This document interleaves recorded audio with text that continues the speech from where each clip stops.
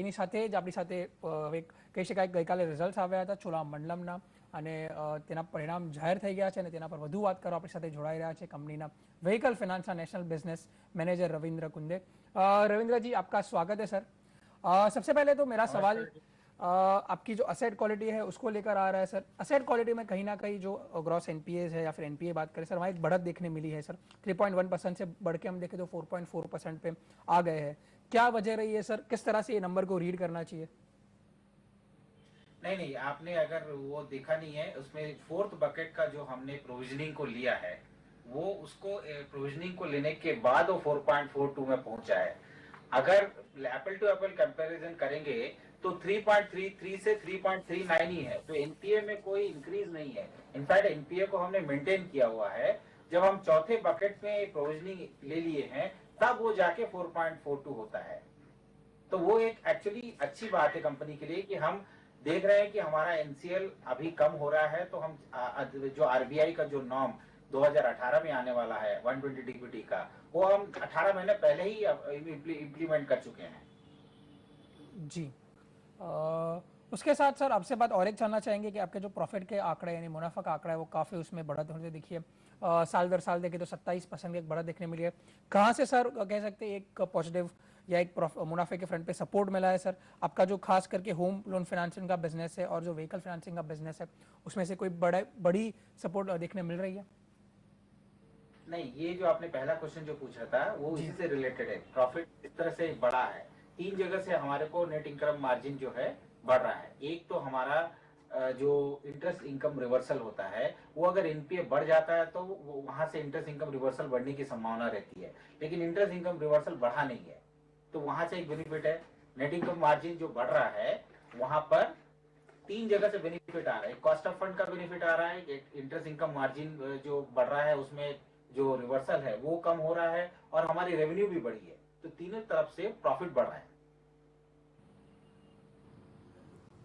साथ ही सर यहाँ पे एक और चीज रहेगी, जिस तरह से हमने देखा है कि रेट कट आते हुए दिखे हैं, तो क्या आपकी तरफ से यहाँ पे बेस रेट में कोई कटौती आती हुई दिखेगी और डिमांड एनवायरनमेंट को आप कैसे देख रहे हैं?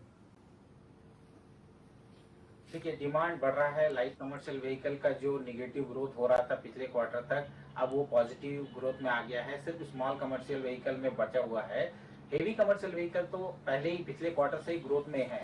लास्ट क्वार्टर में इनफैक्ट 41% ग्रोथ में गया है। तो टोटल मिला के कमर्शियल व्हीकल का इंडस्ट्री वो 7% से बढ़ा है पिछले क्वार्टर में, और इसी के कारण हमारा भी डिस्बर्समेंट बढ़ रहा है। डिमांड रूरल मार्केट में धीरे धीरे बढ़ रहा है। मल्टी यूटिलिटी व्हीकल और लाइट कमर्शियल व्हीकल में ऑलरेडी ग्रोथ आ चुका है और आगे भी ये ग्रोथ की संभावनाएं बनी हुई है।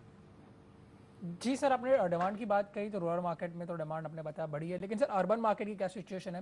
क्योंकि जिस तरह से एनालिस्ट कह रहे हैं कि अर्बन मार्केट के डिमांड में ज़्यादा सुधार है रूरल मार्केट के डिमांड से, और जबकि आप जैसी एनबीएफसी कंपनीज ही है जिनका एक्सपोजर रूरल मार्केट में ज़्यादा होता है, जिनकी कलेक्शन एफिशिएंसी बढ़ती है, उससे पता चलता है कि डिमांड सिनेरियो क्या है।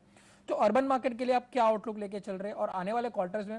और इनफैक्ट हमारे पास तो इस बार जो मानसून वीक रहा है उसके फिगर्स आ गए, शायद से दूसरा साल है मानसून वीक है, तो क्या लग रहा है सर डिमांड सिनेरियो में? देखिए, अर्बन मार्केट में हेवी कमर्शियल व्हीकल का जो ग्रोथ आया है पिछले क्वार्टर से दिख रहा है, इस क्वार्टर में भी दिखा हुआ है। Q1 और Q2 में जो ग्रोथ आया है टोटल कमर्शियल व्हीकल का, वो हेवी कमर्शियल व्हीकल ने ड्राइव किया हुआ है, और हेवी कमर्शियल व्हीकल का ड्राइव मैक्सिमम अर्बन मार्केट से है। लाइट कमर्शियल व्हीकल और मल्टी यूटिलिटी व्हीकल का ग्रोथ है वो रूरल मार्केट में है।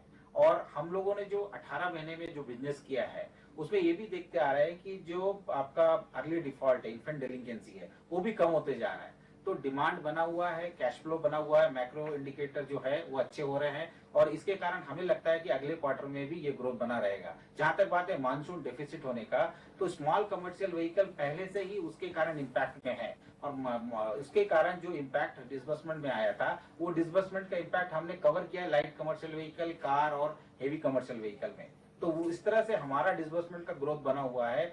चाहे स्मॉल कमर्शियल व्हीकल थोड़ा सा नीचे गया हो, पर हमारे डिसबर्समेंट में ओवरऑल उसमें ज्यादा कुछ इंपैक्ट आया नहीं है। और आगे क्वार्टर में भी हम ये संभावना रखते हैं कि आगे भी हेवी कमर्शियल व्हीकल और लाइट कमर्शियल व्हीकल, साथ में जो पुरानी गाड़ियों पे जो हम रीफाइनेंस करते हैं, उनके साथ मिलकर ये डिसबर्समेंट का ग्रोथ बना रहेगा। सर आगे मेरा सवाल यही था कि जिस तरह से आपने बताया डिस्बर्समेंट ग्रोथ इस क्वार्टर में भी अच्छी रही है, लेकिन आने वाले दिनों में हम देखें तो जहाँ पे मानसून का इफेक्ट जो एक आता हुआ दिख सकता है, लेकिन फिर भी हम देखें तो रबी सीजन को लेके काफी हद तक हम देख रहे हैं कि जो सोइंग है वो अच्छी खासी बढ़ती हुई दिख रही है। तो इसके चलते क्या हम यहाँ पे रूरल एरिया जो है वहाँ पे फिर से जो लाइट कमर्शियल व्हीकल और हेवी कमर्शियल व्हीकल है उसकी एक डिस्बर्समेंट में बढ़ोतरी आती हुई देख पाएंगे? जरूर। तो जैसा आपने कहा कि रबी फसल को लेके लोग बाग बहुत उत्साहित है। मैं अभी रूरल मार्केट से घूम के आ रहा हूँ। उनका कहना है कि इस बार जो खरीफ में प्रॉब्लम आया है, लेकिन रबी में चांसेस ये है कि अच्छा फसल होगा। तो उसके कारण जो हेवी कमर्शियल व्हीकल और लाइट कमर्शियल व्हीकल में सेकेंड हाफ में स्पेशली Q3 Q4 में इवन रूरल मार्केट में भी ग्रोथ आएगा। सर आप डिमांड आउटलुक को लेके तो काफी कॉन्फिडेंस साउंड कर रहे हैं, लग रहा है डिमांड में अपटिक आएगी। सर मेरी तरफ से आखिरी चीज जानना चाहूंगा सर, आप उन 11 एंटिटीज में से है जिसको पेमेंट बैंक का एक लाइसेंस मिला है सर, क्या अपडेट है पेमेंट बैंक को रोल आउट करने के? उसके साथ ही आपने बताया थी आप किसी ना किसी बैंक्स के साथ कुछ स्ट्रेटेजिक पार्टनरशिप या कुछ टाई अप करते हुए नजर आएंगे सर, क्या अपडेट है सर ये फ्रंट पे? पेमेंट बैंक को लेकर हम लोग बहुत उत्साहित है। इसमें संभावनाएं असीमित है, लेकिन अभी जो पार्टनरशिप की बात चल रही है, टैप्स की बात चल रही है, बहुत ही नेशन स्टेज में है, शुरुआती दौर पे है। मतलब जो हमारी उच्च स्तरीय जो बैठकें हो रही है उसमें ये डिस्कशन किया जा रहा है कि किस तरह से हम किस किस पार्टनर के साथ, किन किन लोगों के साथ टेक्नोलॉजी का और बाकी चीजों का पार्टनरशिप करेंगे। बट हम लोग माने ये पूरे लोग ये मानते हैं कि पेमेंट बैंक में असीमित संभावनाएं है और हम लोग बहुत उत्साहित है। साथ ही सर हम देखें तो पिछले फर्स्ट हाफ में अगर हम देखें तो यहाँ पे FY16 में आपकी तरफ से कुछ 1000 करोड़ रुपए आपने एक रेज किए थे, फंड रेज किया था। तो क्या सेकंड हाफ में यहाँ पे कोई फंड रेजिंग के प्लान रहेंगे, कुछ बता सकेंगे उसके बारे में? कैपिटल एडिकेसी रेशियो अगर आप देखेंगे कि हमारा 20% के आसपास बना हुआ है, 20%। सो हम लोग फुली कैपिटलाइज्ड हैं। एज सच मैंने ये डायनामिक है, जैसे जैसे जरूरत पड़ेगी वैसे वैसे फंड रेज करेंगे।